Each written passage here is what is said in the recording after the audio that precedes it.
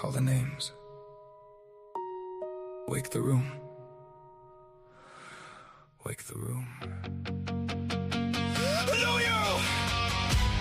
Rex, Pam, Ray, Naomi, Fasciana, Babbler, Monarch, Soul, Jojo, Gray Eyes, fill my eyes.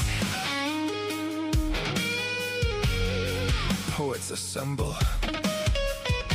No masks, no manners. Say it plain or say it broken. Monday night in the garden of enlightenment. Low light lit minds, every line got intent. Clock ticks crooked and the room turns vigilant. Quiet so loud you can hear what the tension meant. Then it slips after midnight, manners get murdered. Nice little masks get cracked by a word or a murmur. Twisted Tuesdays twist truth till it turns on its heel. Clean cut faces go strange when the dark gets real. You can feel that shift, that slick little slip when the grin stays sweet, but the eyes don't sit. Like the room grew ribs, like the walls grew ears, like the hush got hands and it's pulling you near. And the words don't rest, they press, put a heel on the chest, leave a dent in the breath. Every line like a knock from the back of the brain, like you came in one shape. You won't leave the same. Late night poets, where the room leans in, where the sharp gets shown in the soft door dim.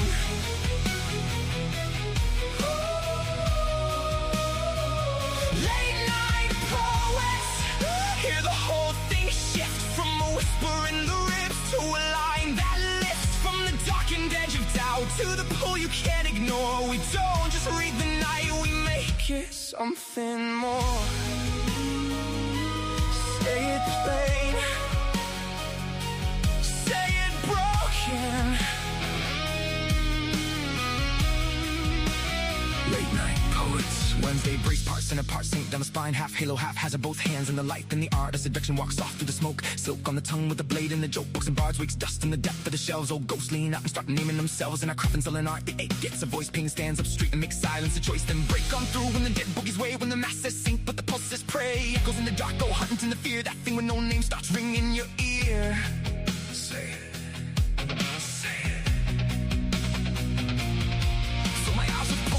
Some water it down, let it bite, let it bloom, let it burn through the crowd. That company grins like a bruise, dressed smart in rhythm and rhyme, puts a boot through the heart. Late night poets, where the room leans in, where the sharp gets shown in the soft door dim.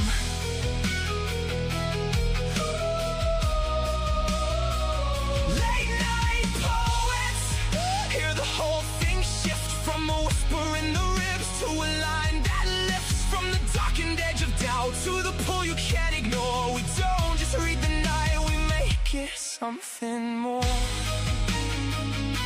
Say it plain, say it broken.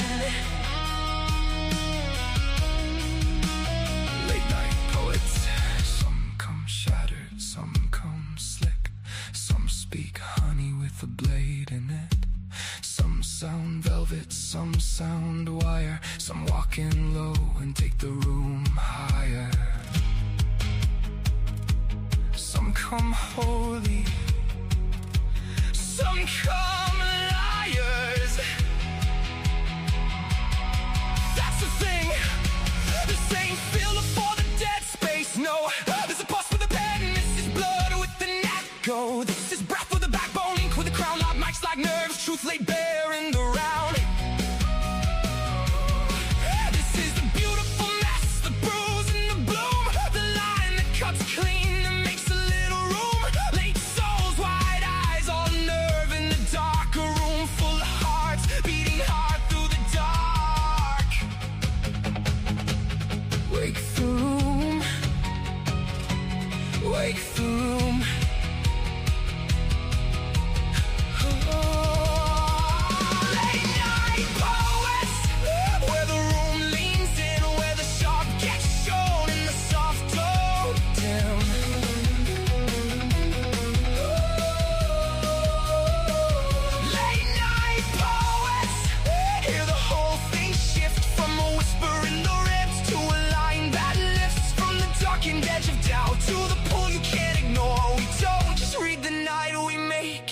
something more.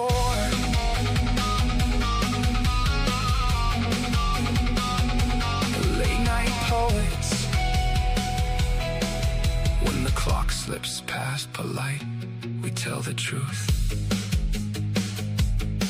LMP, we love you. Stay frosty. Hello and welcome to Echoes in the Dark. The darkness in each of us needs an opportunity to be heard, understood, and embraced. So whether it comes in the form of a whisper or a scream, we will carry forth the poetry that expresses the haunting echoes within your soul. I am Pam Ray, and co-hosting with me tonight is Robbie's Poetry. Robbie and I are poets on a website called All Poetry, with a group of poets called Late Night Poets. Tonight is our dark poetry show, and if you find that is not your cup of tea, please check out our other shows. We have 1 to 2 shows per night on a variety of styles of topics and poetry, something to suit everybody's taste. Also, make sure when you get a chance to check out the poetry anthologies put out by Late Night Poets, because when you purchase those, you not only get amazing poetry, you help support these radio shows. And hello, Robbie. How's it going? Oh, pretty good. I'm enjoying my 5 days off. This is the second day of that, and it's finally going good because the last couple of times or so where I tried to take some time off, something always happens. So it's nice to actually enjoy the time off instead of being stuck at home with Nice. smoke or something. Right? Well, yeah, it's really nice that you're able to have a few days off where you can actually get outside if you choose to, Mhm. rather than having to be trapped inside. Um, so that's good. Mhm. Yes, absolutely. I have not been outside in a while, not because of anything weather related, but I mean it's a bit warm, but not too bad. And but I've been keeping busy indoors, getting little things done here and there, Mhm. keeping my mind busy with poetry. So yeah, I uh, I actually started to listen to the Odyssey on YouTube, like a reading of the book, because Aphasiana is running a contest on the Odyssey, and though I could write for the prompts without listening to the entire book. Um, I figured, why not do it? I had actually purchased from Thrift Books, which is one of my favorite websites for purchasing books. And no, they're not paying me, unfortunately. Like, they're not giving me free books for this. So, advertisement, but one of my absolute favorites. And I had purchased it, but my eyes have just been bothering me lately. Like, I think I need to get my prescription upped, and the print is small. So, I thought, well, instead of trying to read it and then trying to read all the poetry I read on top of that, you know, and then writing a poem, why not just, find an audio of it Exactly. and listen, like, because then I can listen while I'm getting other stuff done. Yeah. Yeah. It's you gotta multitask a bit. I've actually had the same a little bit of an issue or same problem in a different way with my eyes. Like the my prescription is a little old, and my vision's actually improved a bit. I think because I'm always out on my bike, so I'm looking out in the distance. So it's forced my eyes to look out more. Because too many people are looking at their tablets all the time and they're not you know, looking at a distance enough. So I think that's actually kind of made everything wonky. So I'm finally gonna get a new prescription, new glasses, sometime at the end of this month, and they'll be able to Nice. see things like I'm supposed to. Yep. Yep. Yeah, that same thing here. Like, I think I have an appointment in a couple months or so. So it'll be nice to be able to get a a prescription that works better. Yeah. So absolutely. But It's yeah, I'm weird when your looking eyes actually improve. You're always expecting them to decline, but that I when they say yeah. they're actually better, it's like, oh, what's going on here? That is unusual. Like I cannot say that about myself. When I say I need a new prescription, I'm pretty sure my eyes just aren't working as well as they used to be. So that I have to say is very surprising and unusual and nice. Very nice. Not many people get to experience that, you Mhm. know? Um so we do have a few carryovers, like I said, from the last Echoes in the Dark show. 1, 2, 3, 4 carryovers from the last Echoes in the Dark. And then after that, we will get into Gothic Darkness. So with that being said, I'll put up the first poem, which is Aging Truths in Twilight by Charles Gardante. And go ahead, please, Robbie, and give that a read. All right. Light becomes a flame that burns the eye. Breathing becomes an effort. Each staircase a struggle against the persistent force of gravity. The aging body is the first to decline, quietly. But the more difficult descent is not in the bones, but in the empty room that once heard voices, the phone that forgets to ring, the shrinking circle of those who remember your younger version of you. The way you laughed openly, acted without hesitation, and believed that the world would always want you. And so you turn inward toward memory. You tell stories, not with the intention to impress or to assert personal significance, but rather to maintain a connection to a time when you were known. You add small details such as a street light, a scent, or a partially forgotten name, because memory functions as a bridge and you rebuild it to keep your present. The young becomes restless, their mind wanders. They have yet to comprehend the repetition is a means of survival, that the past becomes refuge when the present turns cold. End poem. Great read there, Robbie. This is an excellent write by Charles Gradante. It definitely, to me, has a more emotional darkness with the way it speaks on the aging process and, the declines that you face, both, cognitively and emotionally, cognitively, and physically, and what it can feel like to live in a society that unfortunately doesn't appreciate the significance of being an older person, of being an elder. Like we unfortunately don't live in a time period like it used to be with the and there are still cultures nowadays that have, I think, a lot of respect for the elderly, but for the most part in modern times, I think it's something that we can easily forget about. And I thought these lines had some great emotional impact throughout. And it really, this right to me has an overwhelming sense of loneliness. But I especially like, and so you turn inward toward memory. You tell stories not with the intention to impress, nor to assert personal significance, but rather to maintain a connection to a time when you were known. Wonderful lines and very well done by Charles Gradante. And your thoughts, Robbie?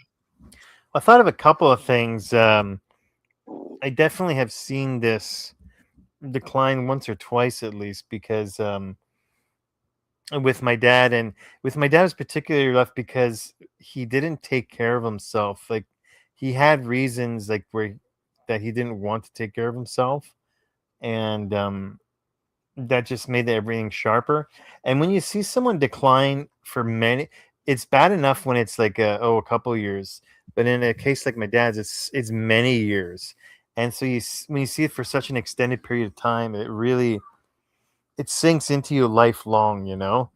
And I think you develop a lifelong kind of a special sensitivity or aversion to the idea of the aging process. And I think yeah, the way life happens and the way life can, yeah, it can influence you differently. Like I'm pretty spry and everything for my age, but then what happens is, because of that, when things do come up that are a result of age, then it's even more poignant, because it's like, oh, that's right, I am 51 years old. I feel 35, but I am 51. Like, I've got those floaters in your eyes that you can get a little bit when you get older, because the collagen isn't as elastic, right, in your eyes. And this also made me think about like kind of what related to what you were talking about with we call it ageism. I think ageism is going to get even worse now, because in the States they've had two very much older candidates for president, and it's given media the chance to focus. It's driven them to focus on all the anything that could be negative about getting older. It's made them focus on, oh, do you remember when Joe Biden flubbed this line, or do you remember when Trump, that, you know? And I was thinking about that, and it was totally outside the politics of it all. And I thought to myself, everybody's seeing this, they're really going to develop like a bias, and like a really negative attitude toward aging, because, and that's the thing, is that these two people were have been put into into jobs where, you know, it's so high demand that they probably should have uh been like, there has to be a cap, right, on a job like that, where, because you know, when you're deciding the fate of a country, you can't you know, you have to be mentally like completely on the ball. And there's, you know, there's the inevitable decline as the years come, but it's I think the attention of that has been clubbed over the head for people, and it's going to have a negative impact if it's not hasn't so already. And it was interesting how the poem mentioned about you know, not for you what you're doing is for survival, it's not for recognition. That really hit home for me, because you're at a point in your life where you know that, you know, you're not going to be getting as much remembered by people, and that, and so you're doing this simply to remain relevant in your own mind, or to hope that you remain relevant to some degree in other people's memories. Oh, absolutely. Yep. Yep. That idea of trying to find some significance for yourself. So great comment, Robbie. Um, and now I will say that in order on the topic board, the next carryover up is actually by Lena61. And she had messaged me before saying that she might call in. So I'm not going to put hers up next. I don't see anyone listening on YouTube. I haven't heard from her, but just in case she pops in, I'm going to make her carry over the last one out of the four. And she did provide a SoundCloud. So if we don't hear from her and she doesn't want to call in and read, then I will be playing her SoundCloud. But in the meantime, we have a couple of other ones that we can delve into. And I will get the next one up. We have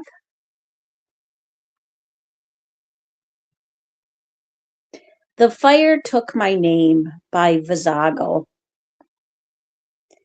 They kept me in darkness, no window, no moon. only cold stone, damp enough to grow moss, where hope had long ago stopped breathing. They feared my shadow more than my crimes, so they buried me alive until the day they wished to watch me burn.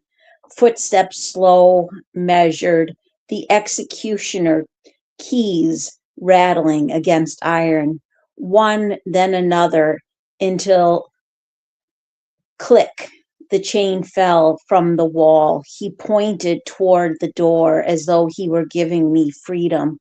I walked past him. I smelled lamp oil. On his torch, a spark answered inside my hand. I closed my fist. Not yet. The square was waiting. Children, priests, mothers, men, pretending justice had gathered them there. Fools, you could have stayed home. They bound me to the stake. I did not resist. I found the man who named me witch, standing high above the crowd, waiting for my screams. I whispered so softly, only the fire could hear. Lord, can you hear me? The torch kissed. The wood flames rose around me, faster, higher, hungry. I watched my own flesh blacken, crack, and fall into ash. Yet I felt nothing. Then I heard a voice inside the fire, not loud, ancient, waiting. Take me, I give myself to the flames, but let me live, and I shall serve your eternal fire. The flames entered me, bone remembered, ash remembered, fire remembered. I stood still, burning, still whole. The ropes were gone, the stake was gone. Only ash filled the square. The fire had chosen its own. End poem. Well, it sounded like this was a real whirling dervish. I said to myself, okay, so is this a witch burning? And they said, oh, okay, it is. But then it sounds like whatever they prayed to. Well, it says Lord. It says Lord, can you hear me?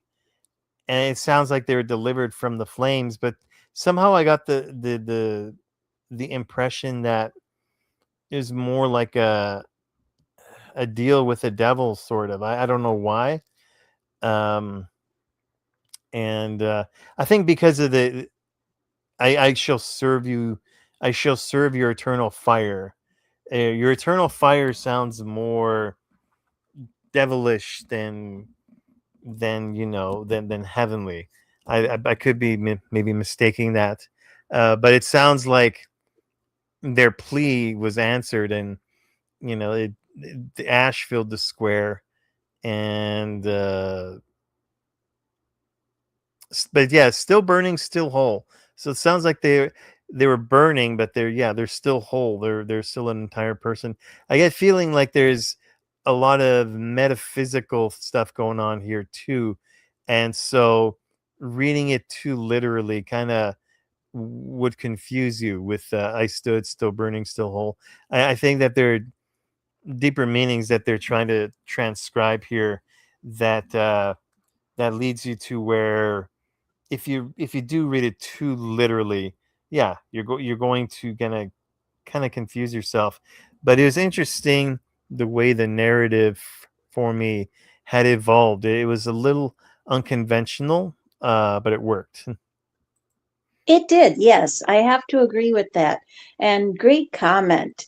I have to say that I too was a little bit confused because when I hadn't gotten a chance to read this one ahead of time. It's been up for 2 weeks, but I just did not get a chance. And so when I was first reading it, I was thinking, okay, this is like the witch trials of Salem, or the ones that happened for centuries throughout Europe. But then when it got to the point where it's the prayer of like and I will serve your fire, I thought, well, I mean, I know the God of the Bible can send down fire. So that is possible, but it isn't usually a phrase used even in storytelling. Like it just felt like at that moment it was like, okay, this is a bit of a twist, and I like a twist, you know? I mean, I think I would have liked this poem no matter what direction it went in. And but it's nice to have that bit of a twist when you realize, oh, this person is wicked. This isn't just someone being accused, um, and they're like completely innocent. This is someone who serves evil. And I have to agree with you about the format, because the thing is when story poems, when narrative poems are written, they don't usually have such short lines. But for some reason it works, and I think the reason it works is to me in part it builds up the intensity. Um, I thought this had amazing imagery. I like the sense of movement. The end with the ashes at the end, what the impression I got was that this was the ashes are the people that she all burned, the people hanging out and watching. And that's always been to me a very fascinating part of history, of how many times throughout history that public executions were actually entertainment. Like there actually would be times when like people would gather and they would pack picnics and they'd spend the whole day in town or wherever it was, you know, just hanging out, and the entertainment would be the public execution. And that is both to me horrifying and fascinating. Yeah. I will say another thing I appreciate about this is because this was actually when 2 weeks ago, or a week or so ago, I think I had I put up that we could also do open darkness. And so this was an open dark write, but it was entered in another contest for Gothic poetry. So it actually, while it's a carryover for open darkness for Echoes in the Dark, it also fits well with the upcoming topic for tonight. So that's very cool. And Well, definitely. I like poems like this because they remind you of the importance of. Well, it's fascinating to me when something goes so much against format. Like you just automatically, the cultural thing is, oh, this is an innocent person, and 9 times out of 99.9% of the time, it will be. But when it is someone guilty, or in when a given situation, when something goes completely against type, it breaks your brain. It breaks my brain in a positive way. I like when it reminds me that reality is never 100%. You know that I always use that analogy of, like, you can flip a coin and its heads and tails, but sometimes, hey, it could land on its side. It's just not likely to happen very often, but the possibility is there. It's just so remote that we forget about it. So I like when my brain, like, metaphysically and literally, is reminded of that. Yes, exactly. It's like that emoji, like mind blown. But yeah, absolutely. And up next, we have Me and Yog Sothoth Down by the Schoolyard by Xanthos Vasilios. And go ahead, please, Robbie, and give that a read.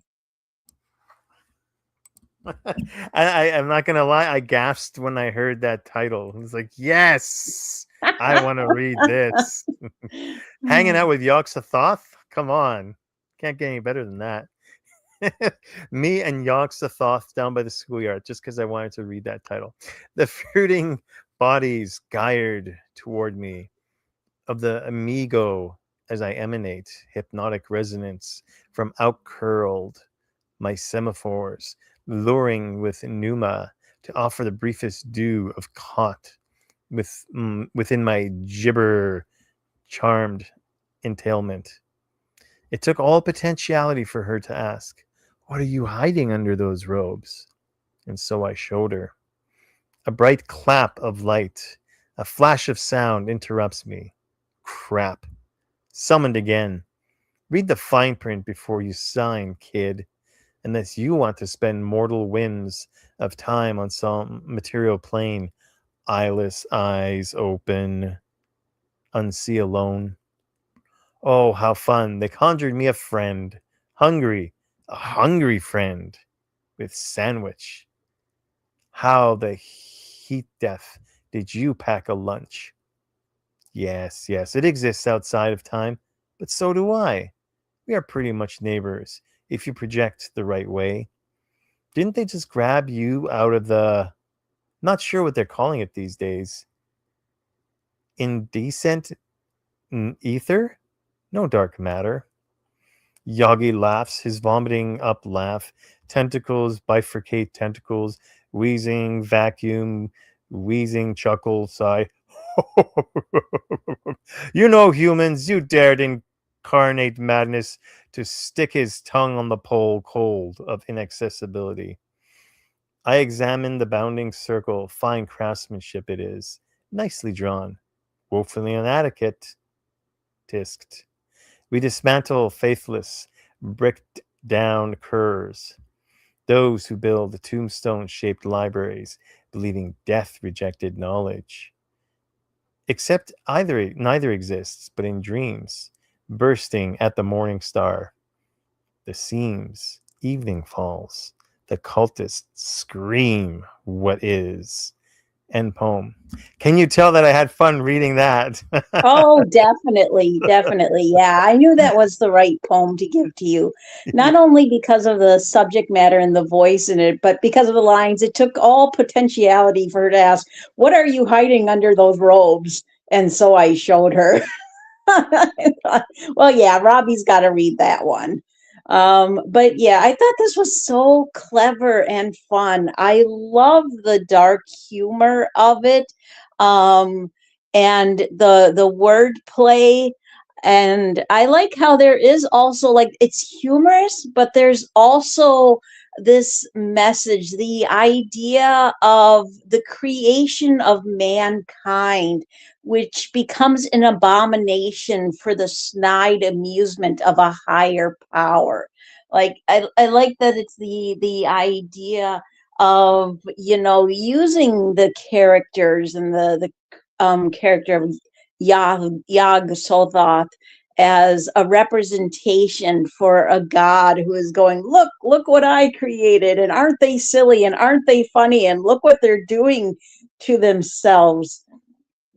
I also like how it speaks on the idea of how time has no significance to a being of higher power, and like where it says, yes, yes, it exists outside of time, but so do I. We are pretty much neighbors if you project the right way. Wonderful lines throughout, and very well done by Xanthos Baslios. And you did a great read of that, Robbie. Your thoughts? I enjoyed adding in that gobbly laugh, or however you want to describe it. This really captured well the elements that I've read about and come across myself when I've read Lovecraft. For a while I was in a real Lovecraft spell, pun intended, I guess. And that's the thing about, he had this emphasis on the absurdity of the universe, and that there are gods out there in the universe as opposed to God, I guess. And but they, like, his gods just don't care. Humanity is an afterthought at best, right? And there's a time, time, and everything about the universe is afterthought, and a lot of the gods exist in that universe, in the Lovecraft universe, in a very odd state. Like, there's one mad dreaming god, and they always, everybody's trying to keep him asleep, because if he ever wakes up, we're screwed. the whole universe is going to get screwed up. And it's very much primal forces, and again, the emphasis on how inconsequential things are. And I think that this poem captured that general feeling perfectly, and also like the perspective of the gods is like, oh, look at that little thing that I made. Oh, why aren't they silly? Aren't they idiotic? Aren't they, like, so dismissive of creation? And creation is like this. It's funny because it's really turned on its head in Lovecraft, because in so many other uh genres and situations, that creation is this like beautiful and sacred thing, and it's this big event, and that. But in the Lovecraft universe, it's often an afterthought at best, like just an accident. An accident that's not even paid attention to. Even if they realize that they created something, they just ignore it. Right. Right. Absolutely. Absolutely. Great comment, Robbie. All right. So the next poem I'm putting up is Belly Swollen Swirl Blue Sky Hue by Lena61. And she was nice enough to supply us with a SoundCloud. So I will go play that.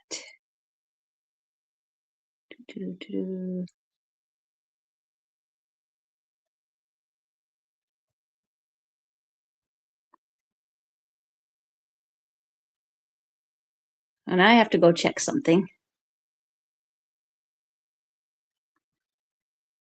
Oh, Robbie, you don't have to make comments in the chat. There's nobody here except you and me. I mean, unless it's something that you have to say to me privately. Oh, okay. It's just when you do that, I go to look to see who said something. Yeah. I mean, you can if you want, but it's a habit. Yes, I get that. And it's actually a good thing to do when there's other people around, because it keeps them engaged. Yeah. All right. Now here, I found it. So this is Lena61 reading her poem. Belly swollen swirl, blue sky hue.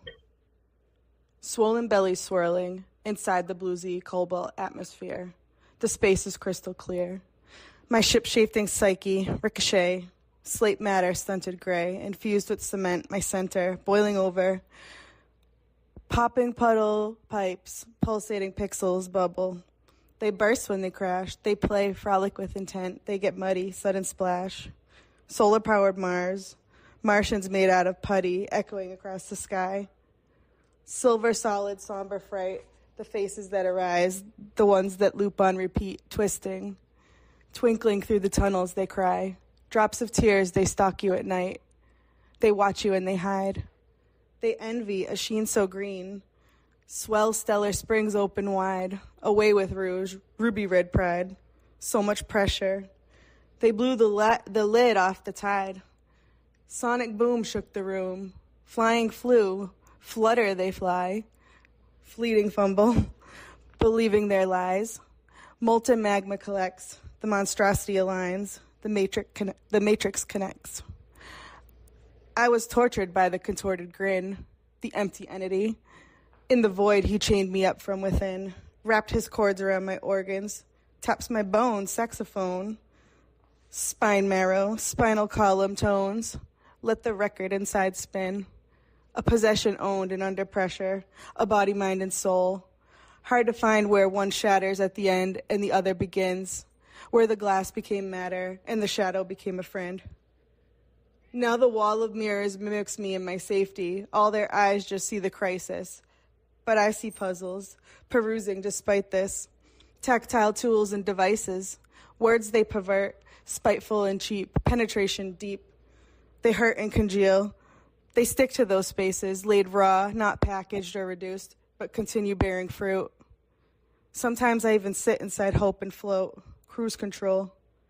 The rotten verbs awaken, crawling through the seams, eating at the edges, feeding through the dreams. The words I buried underneath started screaming from within. The fractures opened slowly until they burst the seams again. End poem. Wonderful read and write, Lena. Thank you for the SoundCloud. It is very much appreciated.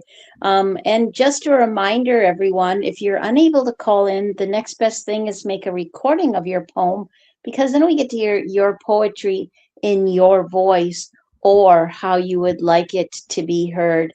And this was actually when we did the one of the poems inspired by the artwork of Basinski.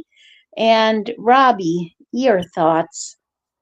Yeah, I saw that in the. I scrolled down quickly to the author's notes and saw that that was the artist, which I thought was really interesting. And the part, especially with like uh, the spine, not the spine, but the rib cage, I think, and the xylophone.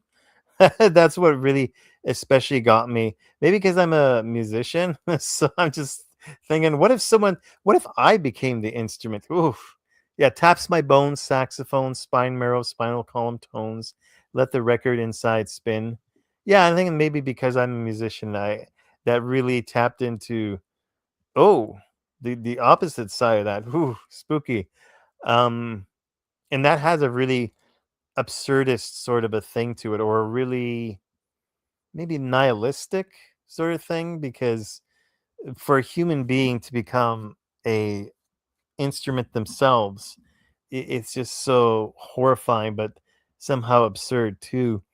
And for some reason it made me think of a movie. I can't remember what it's called now. I think it's like called like the Grid or something. And it's actually a movie I've been meaning to watch, where like 4 or 5 people wake up, like a bunch of people wake up, and nobody has a memory how they got there, and like they're stuck in all these individual cubes, and all these cubes have like these traps, and they have to figure out how to get out, right?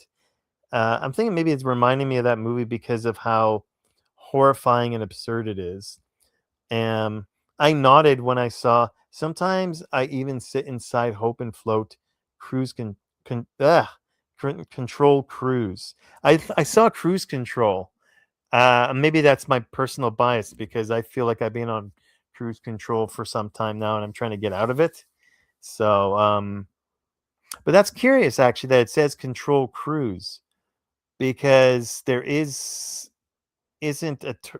actually a term control cruise, and when you take those two words separately, you don't really say them. You can't say them in a way to yourself that makes sense. But so I think maybe it is a play on cruise control, and the fact that it's switched is like kind of maybe actually is talking about getting out of cruise control. So now my interest is piqued on that.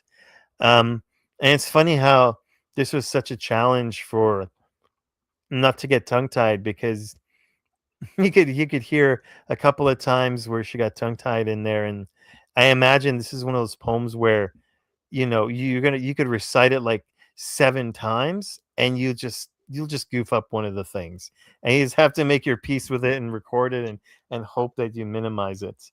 And Right. And you could also tell she had fun with it though, because oh yeah, there's she's giggling at a you can couple. hear the smile in her voice. Yeah, there's I think I could hear her giggling a couple of times. I remember someone else was having fun with their poem one time, and you could hear them laughing.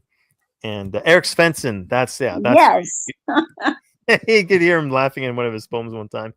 And this was kind of like this is like had that kind of almost Lovecraftian sort of element to it, but it felt more purely alien at the same time, more like kind of like sci-fi alien, as opposed to, because Lovecraft is very alien too, but it's more cosmic, kind of more on the side of like Clark Ashton Smith towards that end of it. But this almost had an alienish feel to me for some reason. I think because you think of how you have alien abductions, and you do all these weird things to you, and all of that, and and then the grotesqueness of the body experiments and everything. Sometimes I think that's what it was. And yeah, this poem had it kind of synthesized a few styles and kind of made its own. So I found that to be very interesting because of that. And this is one of those ones that I'm definitely gonna put on my bookmarks and read a couple more times, and because I want to kind of like absorb the full, more than absorbing the meaning of it, I want to absorb the feeling of it. So Absolutely. Absolutely. it's funny when Yeah. you do want to absorb a nightmare, because it's Right? interesting. Yeah. But yeah, I like what you had to say about the connection with the absurdism. I really like the imagery and metaphors in this, and the fast-paced flow of the hard-hitting lines. I feel like this has definitely a dark surrealism that connects really well with the artwork of Basinski. Just great lines throughout. I thought, like the lines themselves are hard hitting, but there's this great use of alliteration that isn't overly used, but really grabs and keeps your attention.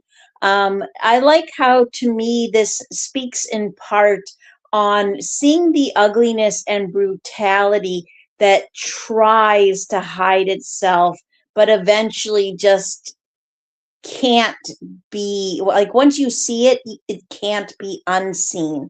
Um, and I thought there were great lines throughout. But I do especially like, and I was tortured by the contorted grin, the empty entity in the void. He chains me up from within, wraps his cords around my organs, taps my bones, saxophone, spine, marrow, spinal column tones, let the record inside spin, a possession owned and under pressure, a body, mind, and soul, hard to find, where one shatters at the end and the other begins, where the glass became matter and the shadow became a friend. So it's the idea of that, facing that inner darkness and having a difficult time separating yourself from that. So excellent write by Lena 61, and very well done. All right, so that was the last of our carryovers, and now we're going to get into rights from a contest I ran, which had a great response, 25 entries, quality and quantity, called Gothic Darkness. And basically I was looking for Gothic dark rights. I did put up some images that were from public domain pictures.net, that were Gothic images, but of course people were more than welcome to find their own on topic prompts. I also put up a few classic poems that people could read if they wanted to for inspiration. They did not have to, but they could, and be inspired by any part of the general vibe. Those were Annabel Lee by Edgar Allan Poe, Christabel by Samuel Taylor Coleridge, and The Eve of Saint Agnes, which I'm looking here, that was by John Keats, and The Haunted Palace, which is another one by Edgar Allan Poe, and Porphyria's Lover by Robert Browning. Another famous example of a Gothic poem is The Raven by Crow, but not by Crow, sorry,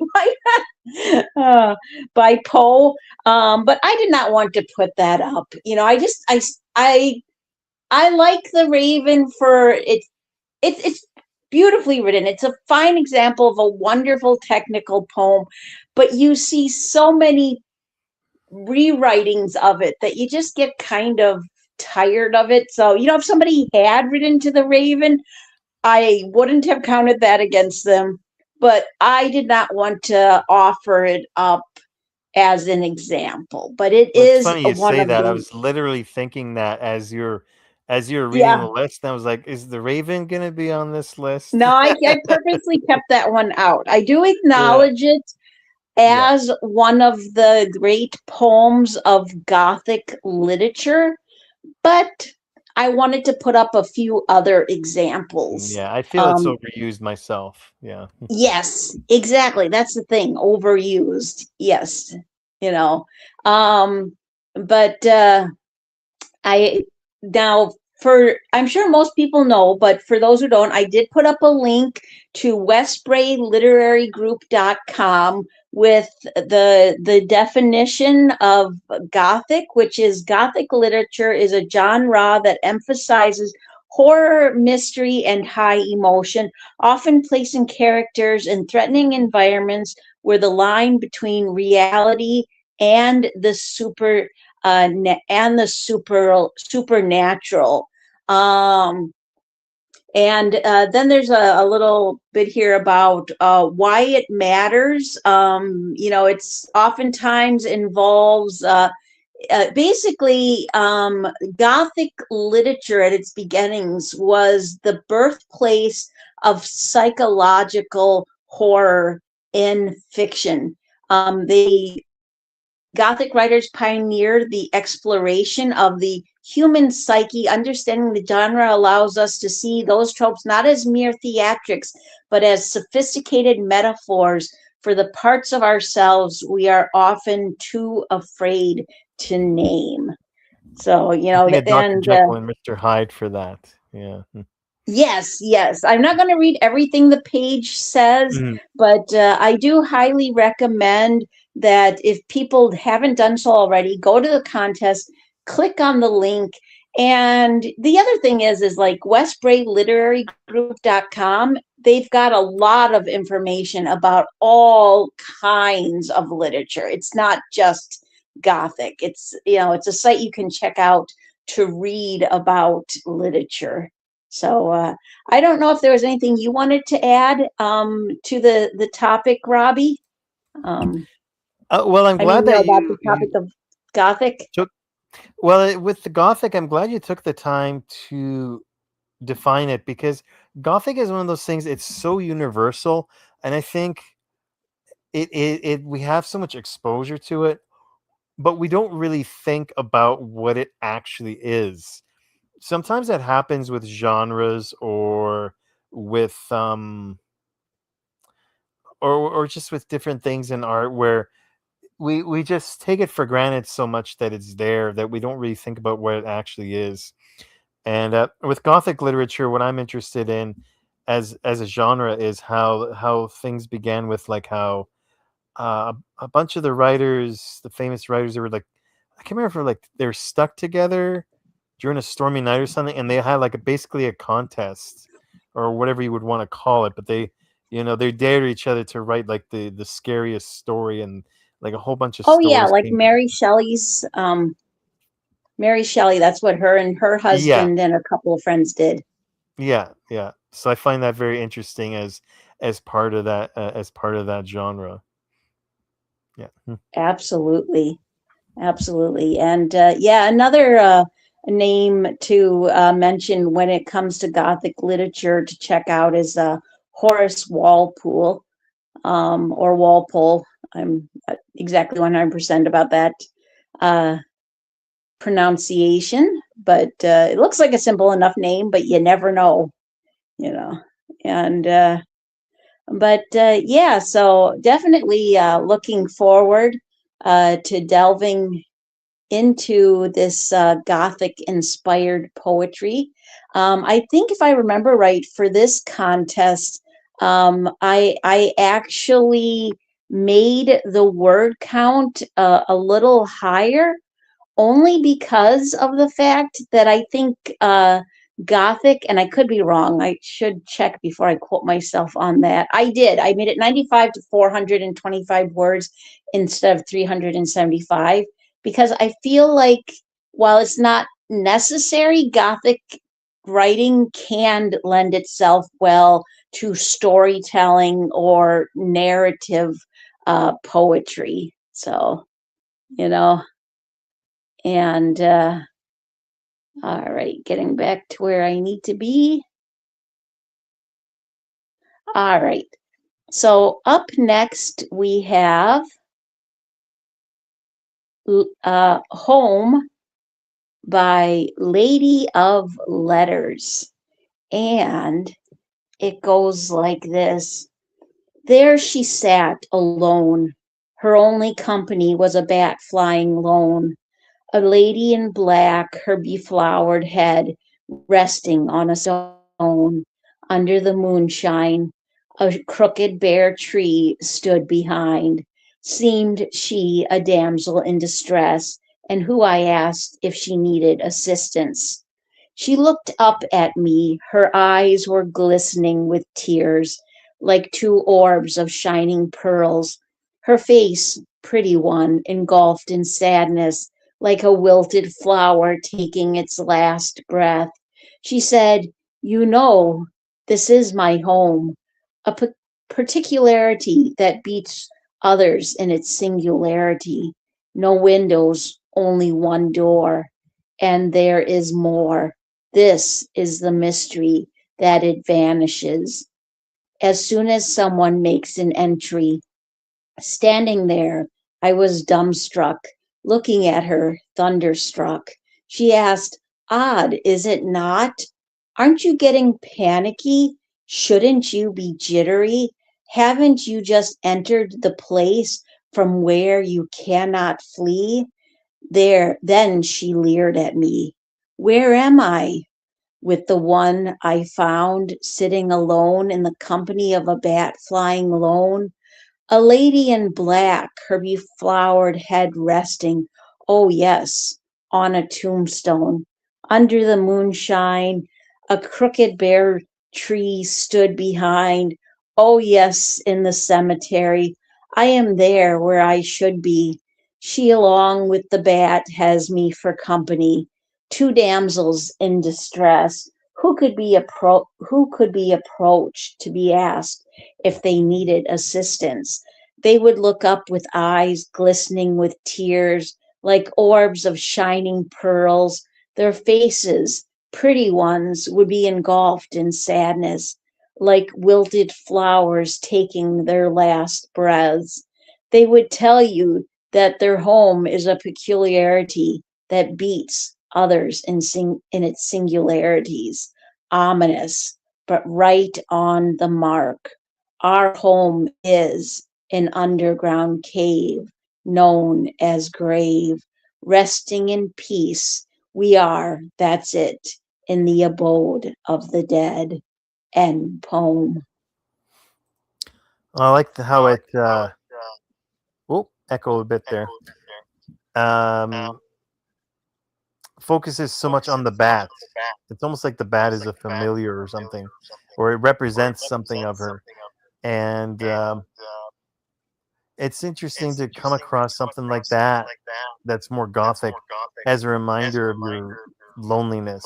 That's what I feel is happening here. Is they're being reminded of their isolation or how alone they are. And I'm going towards the end where I saw something. Oh, there's a couple of times where there was kind of like where you have in music, you have offbeats. In this case, it was like, I remember there's a word for it, I think, like almost rhymes or off rhymes. But yeah, you wouldn't call it off rhyme, but I guess almost rhymes, which gave it a interesting sort of distress assistance. So you hear, yeah, like an almost of a rhyming scheme there, but not quite. So it kind of gave it like an odd tilt in its sound that I think worked well. And I like that at the end, an underground cave known as grave. Resting in peace, we are. That's it, in the abode of the dead. So I don't think it's the whole time they were there, but they conclude with being in the abode of the dead. And I thought a little bit of Virginia Woolf's snail stream of consciousness thing story. This isn't quite stream of consciousness, but it is very much a piece of where someone's isolated in their own thoughts, but also with their environment. They're hyper fixated or hyper focused on their environment, and the environment is very dark. So it's like the external environment that's dark is reflecting their internal dark environment. Absolutely. Absolutely. That is so true. So great comment, Robbie. And the terms I've heard is near rhyme or slant rhyme is what it's usually called. But yeah, I felt like because there was some rhyme in this, but it wasn't consistent. It like to me, it felt purposely done to create a very chaotic environment. And it's one thing I've learned from reading a lot of dark stories, mythology, watching TV shows like Supernatural, is if there is a damsel in distress in the middle of a spooky woods or something, approach with caution, you know? But I really thought she set the tone for this well. And I have to say, I'm glad you brought up the bat, because I was thinking to myself, and I know there's bat in the artwork, but it's like the fact that it was brought up repetitively. I was kind of like thinking why, but then you were like, it's like the bat is connected to her, like it's a familiar. And I thought, well, that makes sense. But yeah, Lady of Letters is a fairly new name to me. This is, I think, only the second poem of hers I've read. So I'm really glad she was inspired for this contest. There she sat alone. That in itself just really makes this piece atmospheric. I have to say, one of the things that really has me looking forward to this poetry, especially for, the ones that definitely lean in the right direction of Gothic darkness, is I think it's the type of writing that you can have fun with. Not fun as is we're going to be laughing this whole show, but it gives so much leeway for both the emotional and physical darkness that one can create. I will say that what I thought of when I read about, there'd only being like one door, no windows, is I thought of the song Hotel California by the Eagles. And that got me thinking, that could actually be like the lyrics to that song could be a Gothic poem. And I had never actually thought about that before. The other thing I like is the transition in this, how it starts out that there's only one lonely woman, one damsel in distress, and the narrator is the person who goes up to her, and then it transitions into there's two of them. So she that was once the one who was lured in now also becomes the one who does the luring. So really great twist there, and very well done by Lady of Letters.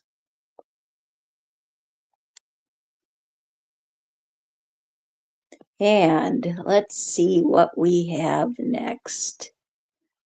All right. So up next, we have Gothic Romance by Daniel Duhame. And go ahead, please, Robbie. Give that a read. All right. Gothic Romance.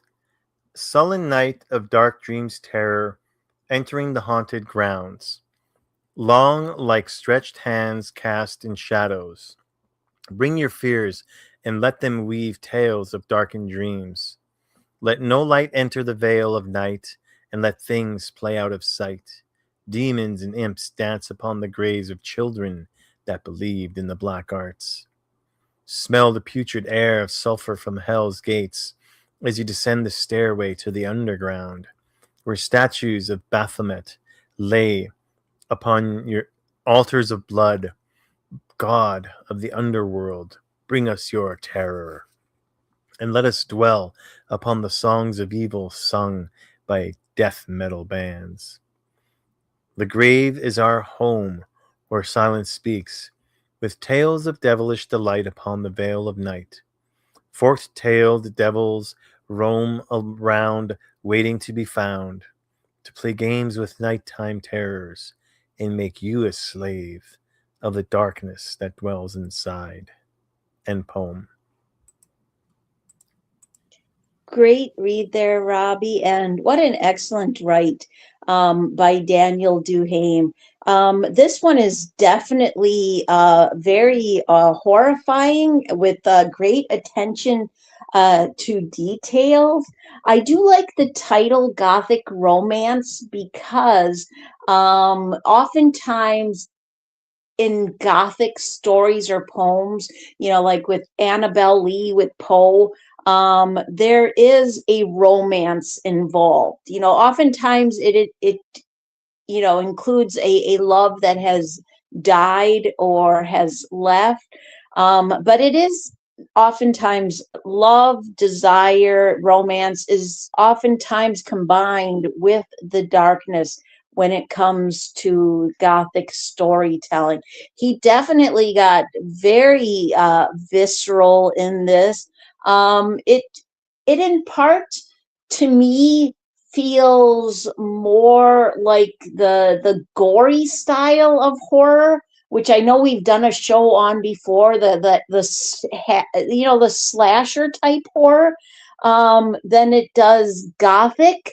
But I still really appreciate this because it's atmospheric. Like it's like watching a horror movie that you can't turn away from. And I thought there were great lines throughout, but I did especially like those first few lines.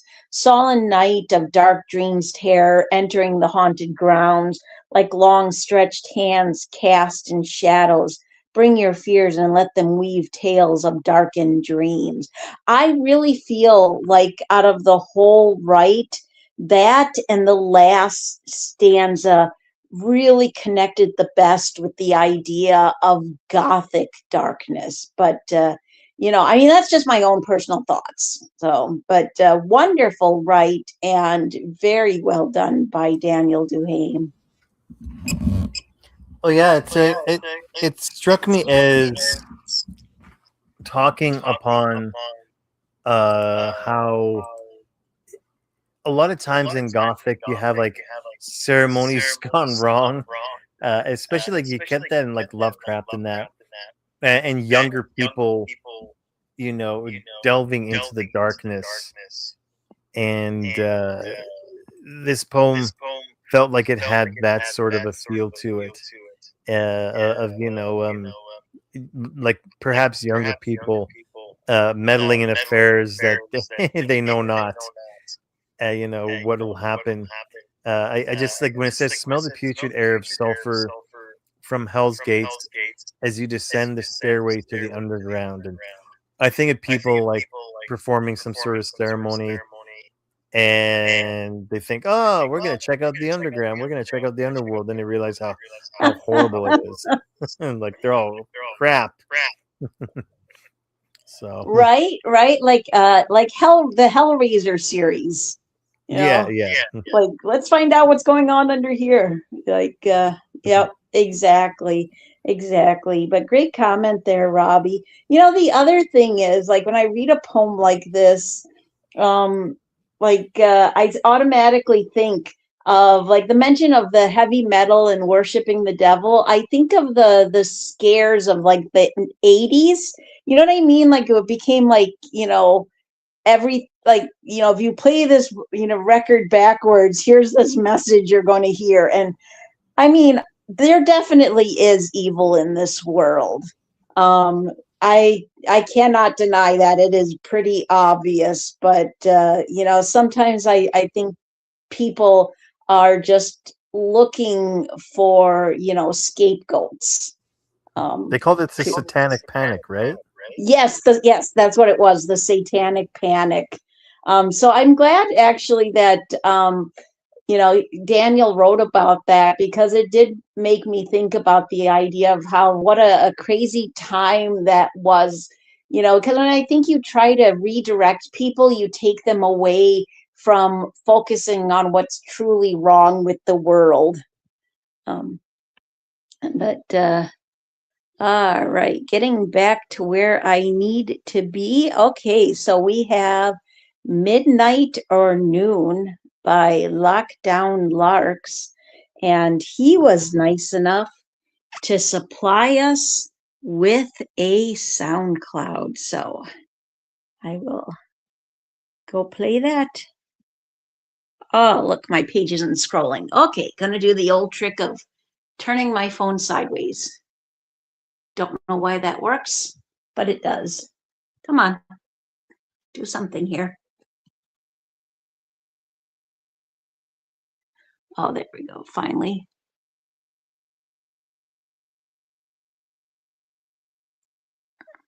Jesus.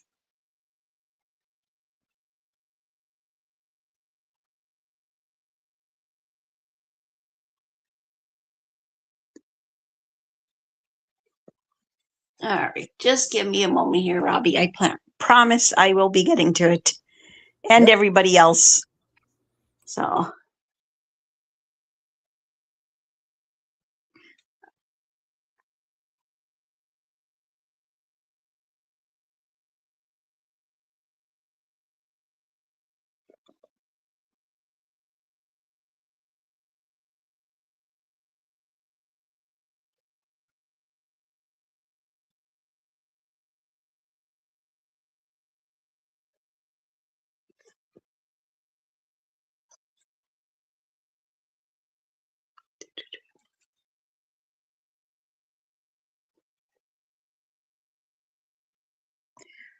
All right. You just go ahead and talk about stuff, and I'll be right back, Robbie. Okay. So I apologize to everybody for my little bit of echo. I don't know why I have it tonight, but it's not too bad. But anyways, I was just going to say, with the Gothic and with horror in general, one thing I like is that it reveals your truest character. I've been thinking about that a lot with been watching villains a lot, and villains are more interesting generally than heroes because they push the limits of personality, and they very much they reveal your truest self, because when you're under pressure that you're I guess your most honest self, or your most your truest self, because everything else is stripped away. You can't pretend to be doing this or that, or to be feeling this or that. You're operating on your most base instincts and emotions, and so that's one of the reasons, especially recently, I've come to like horror more, and Gothic, and villains also, like villains in comic books, and fiction in general, and that, and it makes for a more dynamic character. And I see that you're back there, Pam.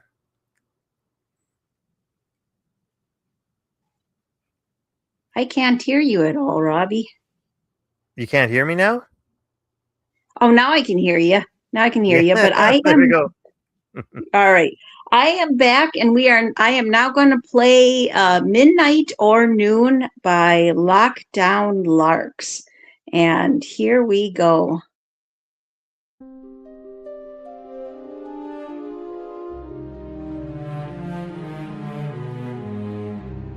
Could love ever be a mistake?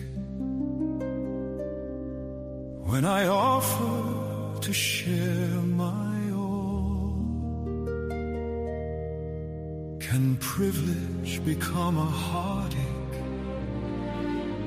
Some say pride comes before a fall.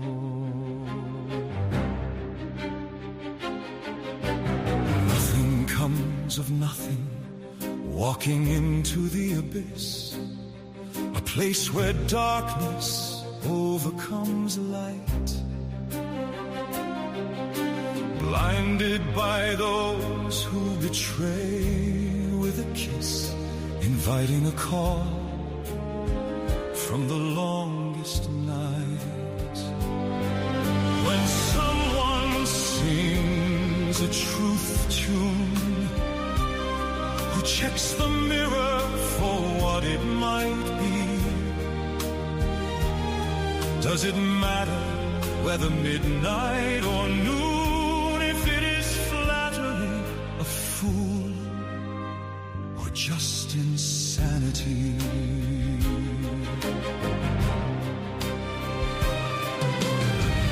There was no shelter from the storm, yet a fool chose to stand by me. My being now begins to feel warm, and I see the knowing in a bended knee. When someone sings their truth tune, who checks the mirror for what it might be, does it matter whether midnight or noon? If it is flattery, a fool, or just insanity? And so I stepped out from the rain, hoping that I might right these wrongs. But in the beyond there is only pain, as greed and ambition sing their songs. Eventually true love I see, oh so very late, bringing a haunting of my former belief. And forever I must now carry this weight, that vanity was the cause of my grief. So whether it is midnight or noon, check the mirror for what it might be. If someone is singing their truth tune, you must decide, is it flattery, a loyal fool, or just insanity? Nothing comes from nothing, midnight or noon. Nothing comes from nothing. So the longest night sings.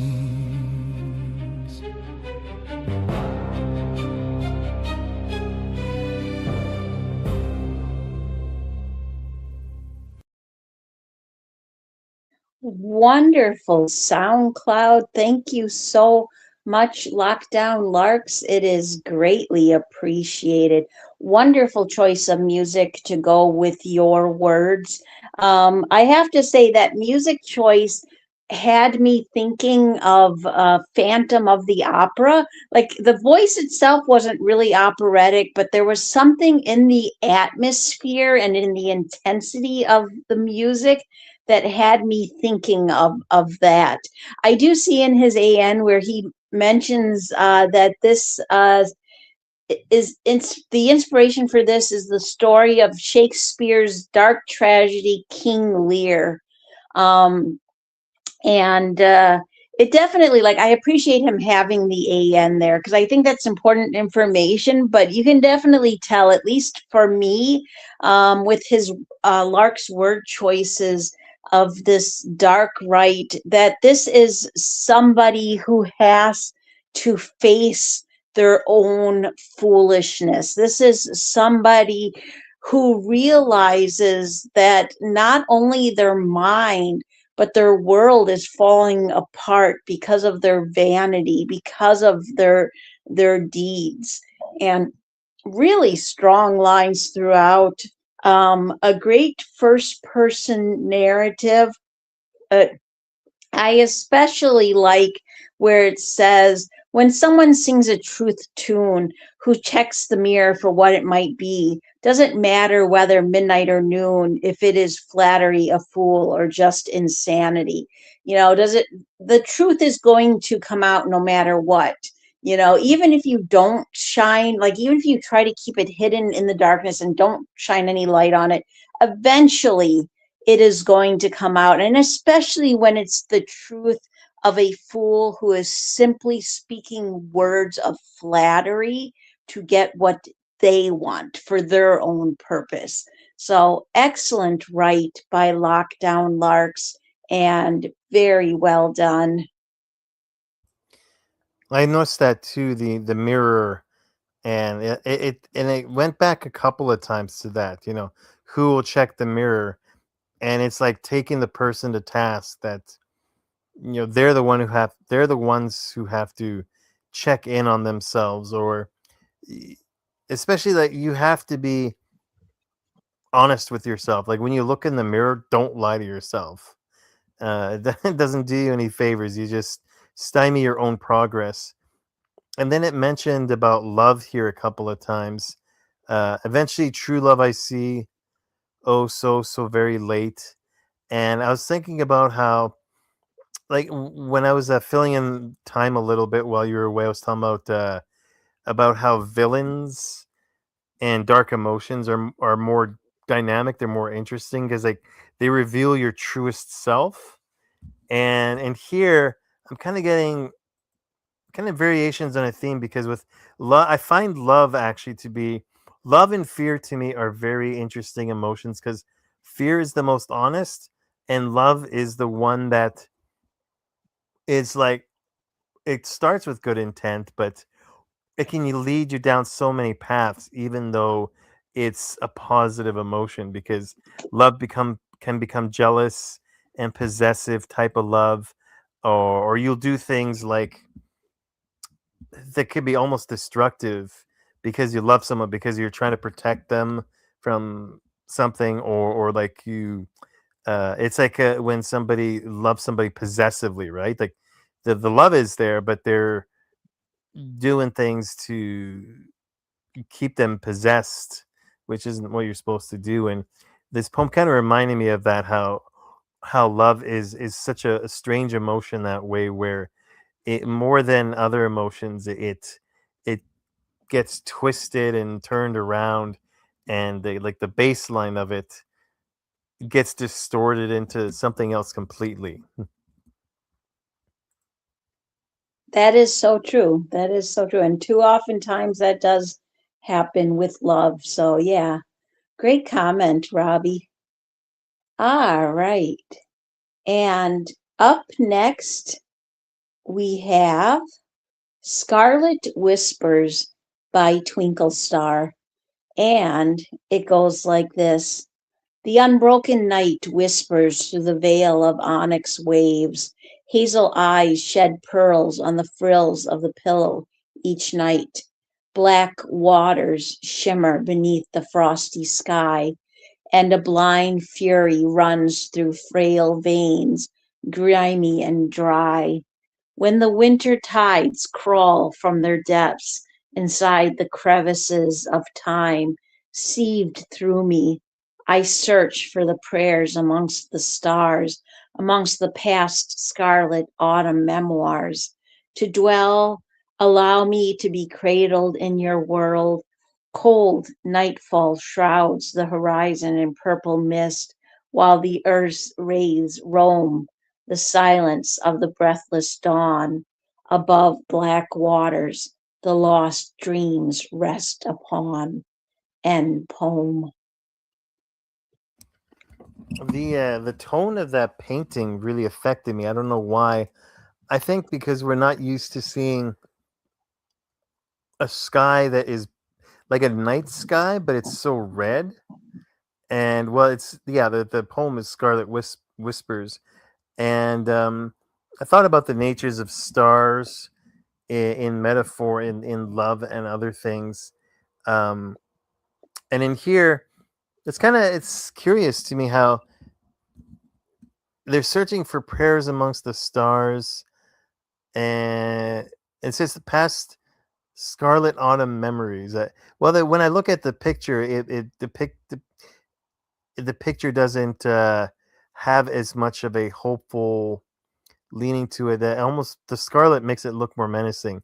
But when I look at the poem itself, amongst the past autumn, the past scarlet autumn memories, or memoirs, I should say, and so you're looking to the past for answers, which I find interesting. And this makes me think of how stars were looked at in the past as fortune, like especially in like the 17th century when they talked about the music of the spheres, and how the stars made the music of the spheres because they thought they were in crystalline balls that like kind of grinded against each other and they made the music. And overall, like the poem reminds me of how we look to the stars for our fortunes and for our hopes and that. But there's a little bit of twist because yeah, black waters, so that there's a little bit dark feel there, and blind fury runs through frail veins, grimy and dry. So you have like this feeling of looking amongst the stars, and you think about hope and that, but then it has a harsher imagery with the blind fury and the grimy and dry. So I found that to be an interesting sort of a juxtaposition.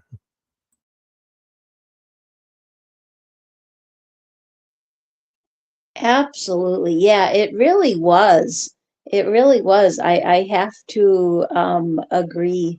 Um, I like that I liked your comment on the poem, but also that you brought up the artwork because I did find the artwork very fascinating because the star in the middle looks like the North Star, or like it looks like it represents guidance, like the North Star, or the star that guided the three wise men to baby Jesus. Um, and so with that, you think, well, it's like the idea of guidance and hope, but it's so menacing, the black and the red sky and waves, like everything. The star itself looks like something almost comforting, and the rest of the artwork is just, it's like gives you the heebie-jeebies, but it's beautiful to look at. But yeah, I thought she had great imagery in this. I feel like to me, it speaks in part in the idea of someone trying to find a sense of calm as they're looking back at the past. Like, I searched for the prayers amongst the stars, amongst the past scarlet autumn memoirs. Like, this is to me someone looking at their own memories and getting lost in them. Maybe has to do with Alzheimer's or dementia, or maybe it's like I don't know. I could even think like the idea of a PTSD, where it's like I'm being drawn back into these horrifying memories, and I need something or someone to lean upon to find strength. I will say that I think I can't remember if I've seen Twinkle Star's name before. If I have, it's been a long time, but I'm glad they were inspired. And I do think that is just absolutely one of the most delightful all poetry monikers. So I am glad she was inspired, and this right was very well done. And up next, we have The Genius of Melancholy by Jodi Primastaya. And go ahead, please, Robbie, and give that a read. Genius and Melancholy. Very interesting title. I just gotta refresh here. Okay, there we go. Through darksome alleys I have walked, and the darksome fiend always stalked. Through labyrinthine ways I have fled, yet somehow he was always there ahead. He was there when my hopes were crumbled, like a specter haunting my darkest dream. He was there when I fell and stumbled, like a banshee waiting to unleash her scream.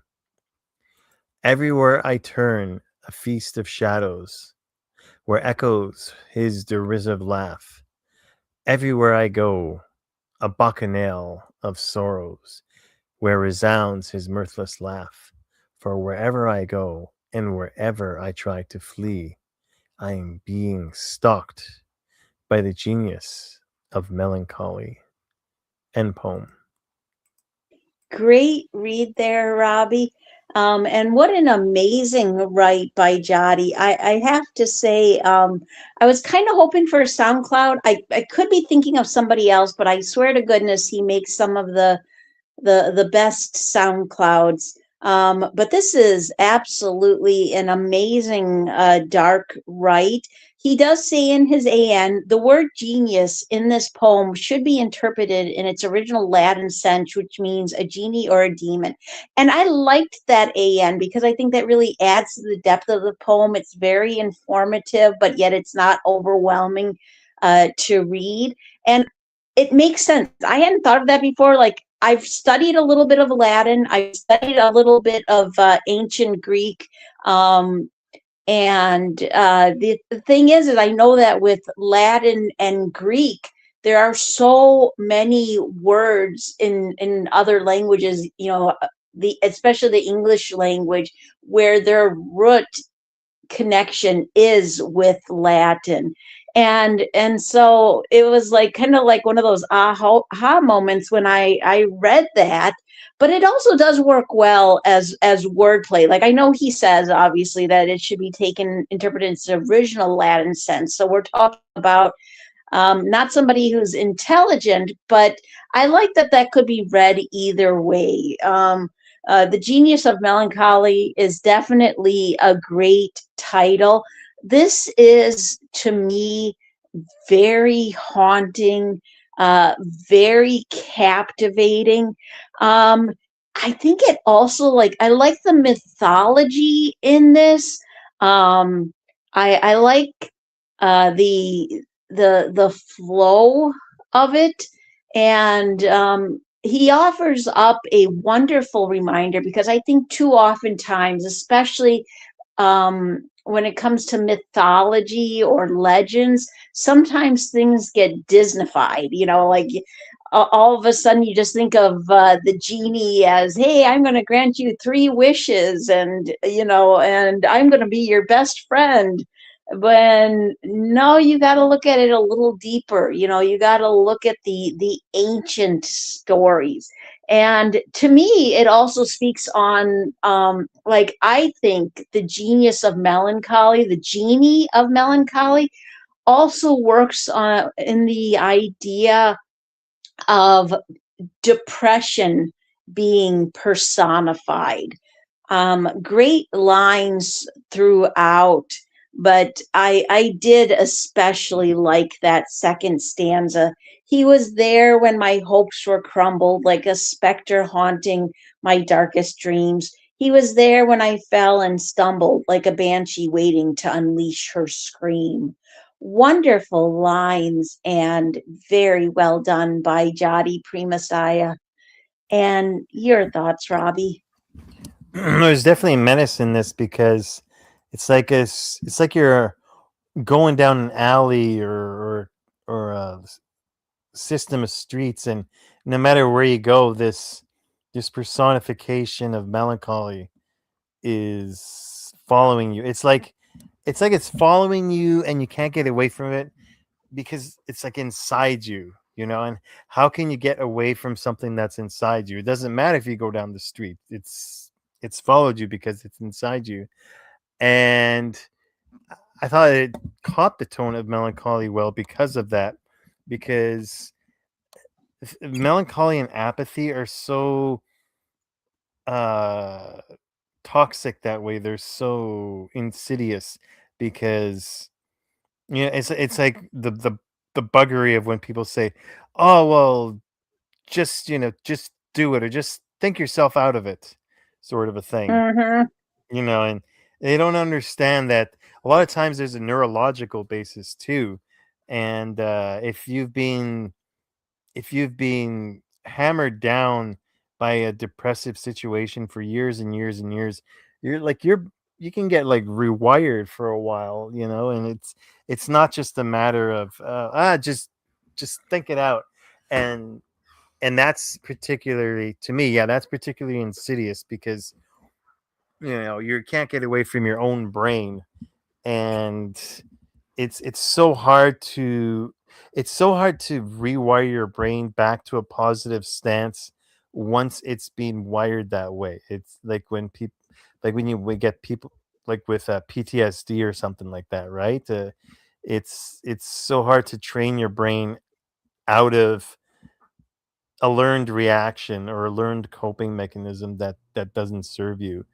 And the fact, like he said, it does work unintentionally as a pun, because you're thinking of the genie, like the traditional genie, Greek in that. But the genius of melancholy, it's like the genius is, it's like it's saying that melancholy is a crafty enemy. And I know, like, you're talking about Disneyfication. You're so right. Like Jin, the original Jin, DJINN. Oh my gosh, you wouldn't want to mess around with those. And I remember, like, the original mermaid story was absolutely horrifying. Oh, Like yes. yes, when I read that every step she took felt like stepping on glass when she was on the land, I was like, oh my god, I had no idea. Right. Yeah. Right. Exactly. Yeah, I know. And there's some really great YouTubers and who cover like original storytellers. There's one guy who's um the channel is called Down the Rabbit Hole. And I think his name is Chris, but don't quote me on that. I do remember his cat's name though, because he always has his cat on with him. And he introduces himself and then he goes, and here's my co-host Barnaby. So of course, me being me, I remember Barnaby the cat, but I'm not 100% sure of his name. But I love the delving into those real fairy tales, the original. But great comment there, Robbie. And all right. So up next, we have The Ritual by Noel Nightshade. And it goes like this: red poppies bloom in the snow above where her body lay. She sprouts up to pick one as if time didn't take her away. Seeds germinate in the frost, conjuring a resurrection. The compass needles frozen, lost, and uncertain. Snowflakes bury red petals, floral scents float in the breeze. She hears the call of the wind with unease. Chanting lifts her high, gliding across the powdery snow, a slender blue flame ignited, wandering alone, watching a lone bird in the sky. Where it goes, she follows, the chorus halts, she wilts back into her tomb, returning when red poppies bloom each winter. The ritual proceeds, eternity consoles in hushed chants, the forest inhaling, then exhaling with her. End poem. Well, this reminded me a bit of Winter Hymnals by Fleet Foxes, and I'm trying to remember. Well, there's two songs where one has like the procession of the seasons, and it has a beautiful like kind of a claymation thing, an old man turning the wheel eternally for the seasons. And there's another song where you hear the lyrics about the foxes, and they're putting their heads in the snow, I think to hide themselves from predators, or to hide blood that's come from being, I think, like hurt by predators. And it's had that very much that ceremonial feel of kind of like a seasonal thing, where of inevitability, and the fact that but that's the reason I thought of Fleet Foxes, is because red poppies bloom in the snow, and so it very much had that feel of, because it was in the song that I heard, where you're having something that's like spring like, or a spring plant, but they're blooming in the snow. And the fact that it's above where the body lay, uh, that gives it that ritualistic feel, and that there's something of significance going on, because of uh, flowers being blooming in the snow. And then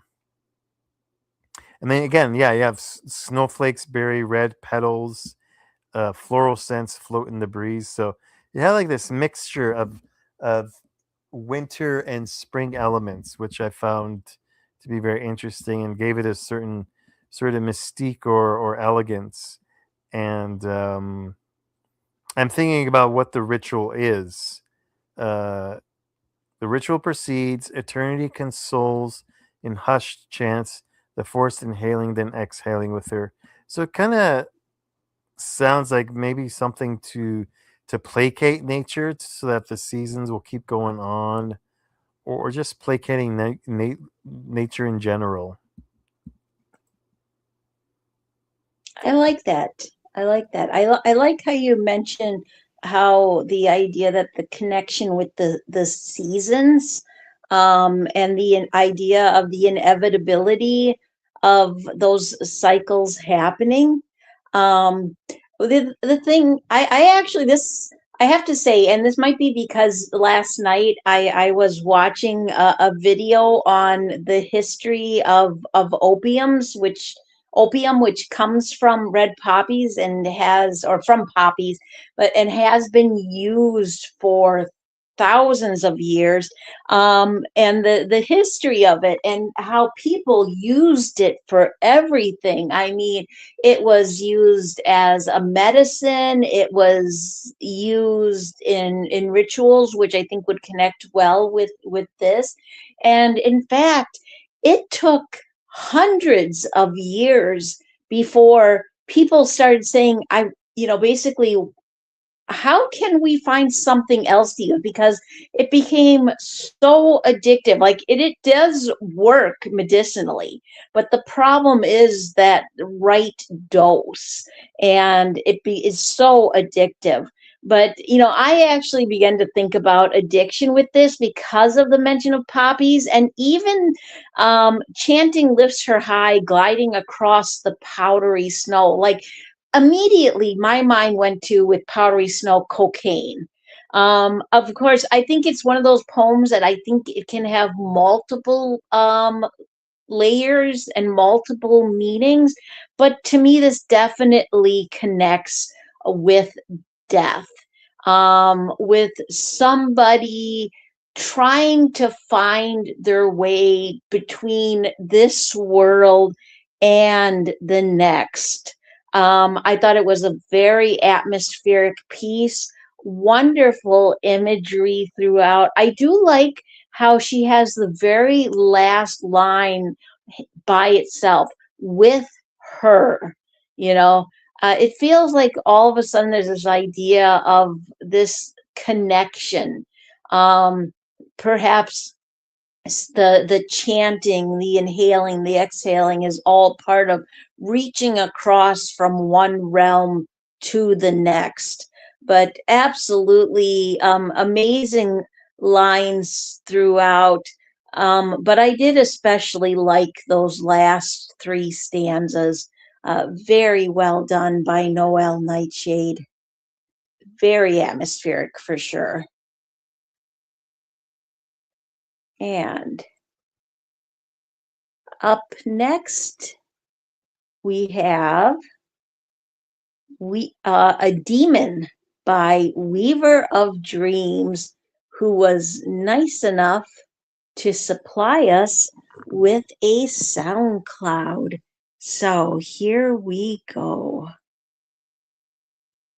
I am blind, yet every other sense is sharp.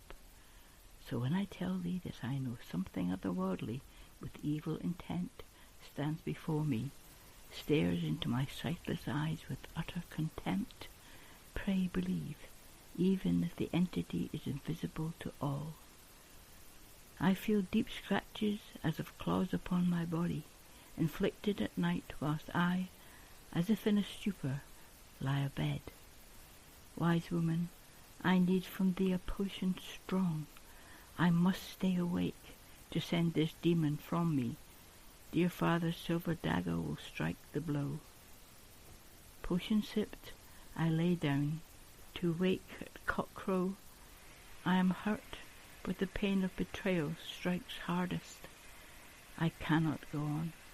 Tonight my silver dagger ends me, thus freeing me from the demon's deadly grasp, into death's shadow, when I will have sight again, with an eternity in which to take my revenge. Wonderful read and write, Weaver. Thank you for the sound cloud. It is very much appreciated. And your thoughts, Robbie? Well, the aesthetic reminded me of the Bird Box movie because of how they had to purposely put the blindfolds on themselves. Like, as the moment they saw the entities, they committed suicide, and they would do it in the most horrific ways. And yeah, like you had the blindfold, and then like the how the entities almost looked like they. I think if you saw them, they probably would look demonic, and they had a very demonic sort of influence. And it's always particularly scared me about with especially blindness, but the idea of losing a sense is just absolutely horrifying. I remember even when I had the sinus cold from hell, I thought it was COVID at first, and it wasn't like losing, a more important sense, but when I couldn't smell, it just felt weird. It just felt like part of me was missing. It's like for about 3-4 days, I couldn't smell anything, and I remember stuffing my face into the candles at work, and I'd be like, "Smell something." But the Right? end, Well, and that yeah, throws off your sense of taste too. So that right there, you've got, you know, two yeah. senses that aren't Yeah, my working. my sense of taste was off for just one day, but because it came back in the afternoon a couple of days later, I just realized, oh, this is a sinus cold because I just 15 minutes it's gone, and then 20 minutes when I wake up it's here again. So, but anyways, yeah, the it feels like at the end I'm wondering about freeing me. So it says, freeing me from the demon's deadly grasp into death's shadow, where I'll have my sight again, within eternity with which in which to take my revenge. So there's very directed emotion here, very directed intent about taking revenge, and that's kind of unique to me because usually in a poem like this, like it sounds like when a demon is presented in that, that's it, you're screwed, right? Like you don't have the mortal power to to keep them at bay.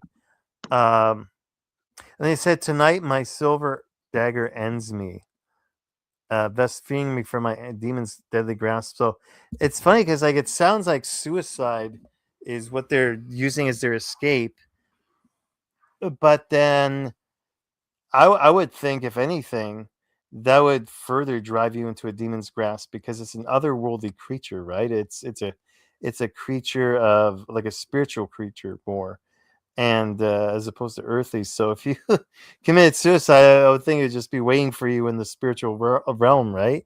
So that made the poem interesting to me, that they were that Weaver went that direction with how they're escaping the demon, and playing with sight the way she did. Yeah, yeah, I have to agree with that. Absolutely. Great comment there. I really liked the imagery in this and the first person narrative. I like that she leaves you hanging, like, like this is one of those poems that stands well on its own, and yet you want a continuation. You want a part two with an eternity in which to take my revenge. Like, I imagine like part two being her escaping from hell, and then part three being the revenge itself. Um, and great imagery throughout, strong lines. I feel like this speaks in part not only in the idea of a demon that's a creature not of this world, but of a creature of spirit and of pure evil. But also it feels like it's the struggle against one's own personal demons. Um, but you know, absolutely, I like this, and I like how she definitely creates an atmosphere that grabs your attention, and then draws you in, and just all the way through. But I have to say, I do especially like that second stanza. Strong imagery and very well done. I saw that we had one listener on YouTube, and I was going to say hello to them, but they disappeared, which had me thinking of last night's Art of Seduction when I said, "Oh, I see we have a listener on YouTube." And then the instant I said that, they disappeared. And Gray said, "You scared them off. They thought you were looking in their bedroom." I think that's, people like to lurk, and they like Yes. to be anonymous. And there's nothing wrong with that. But No, I because, do it all the time. oh You yeah, know, but when I you don't a think there's lot of anything wrong with that.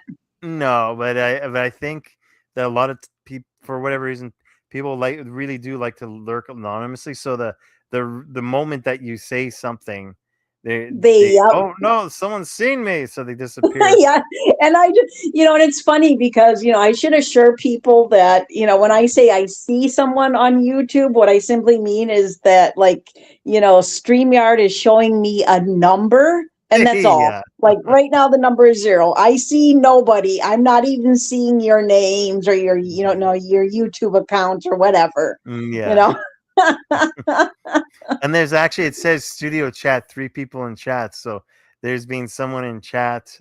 We see you. I see. They haven't said anything the Yes. whole night. Well, the other person, like right now, it's honestly just me, you, and my other personality. So, Oh, okay. that's that's all it is for now.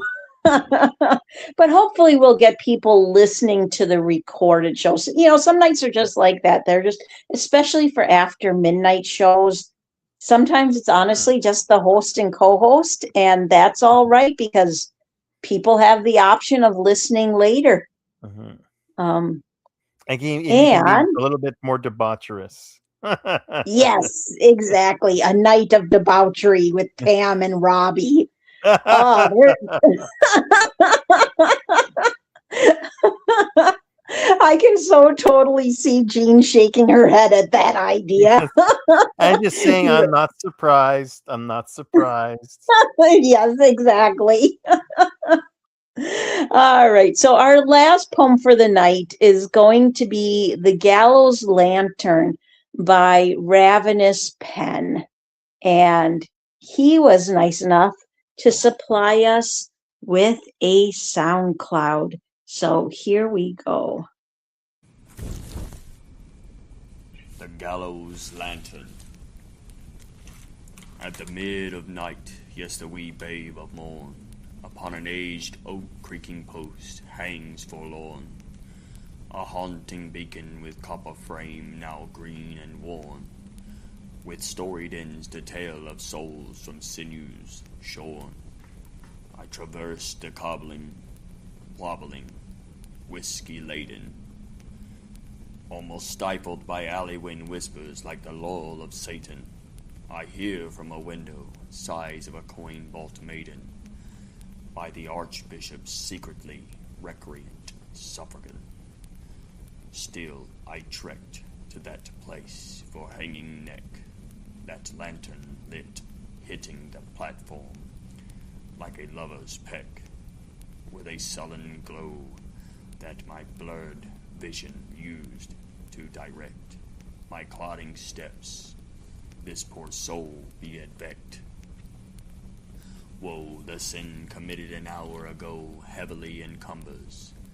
Here at this precipice, to which I did lazily lumber, wages of my iniquity shall I pay with eternal slumber, once the appointed hangsman has called out my number. This lantern hanging flickers, haunting with arctic delight, dancing like the prancings of mythic fairy and sprite, in its ghastly hues of scarlet, amber, gold, and white. Shivers shatter the silence, as finally I am drowned with fright. The only solace to be found is in that glass-encased candle, hanging there upon a hook, death's skeletal handle. For light it is, however dim in its purpose, be it ever so mantled. Perhaps here till then shall I sleep, a foreshadowing preamble. For my soul to the gallows lantern I have given concession.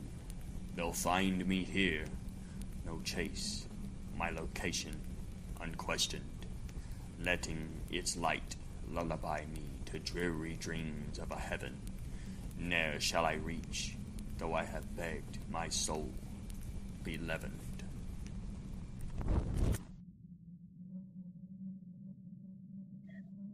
Wonderful, wonderful read and write there, Ravenous Pen. Thank you for the SoundCloud. It is very much appreciated. And Robbie, your thoughts? Well, I think I chased off the third person in chat. It says two people now. The this had very sharp words, like literally sounded sharp, and it made it added to the tone of uh the theme, the gallows. And there's something especially horrific about the gallows and the hangman and the just that whole method of execution.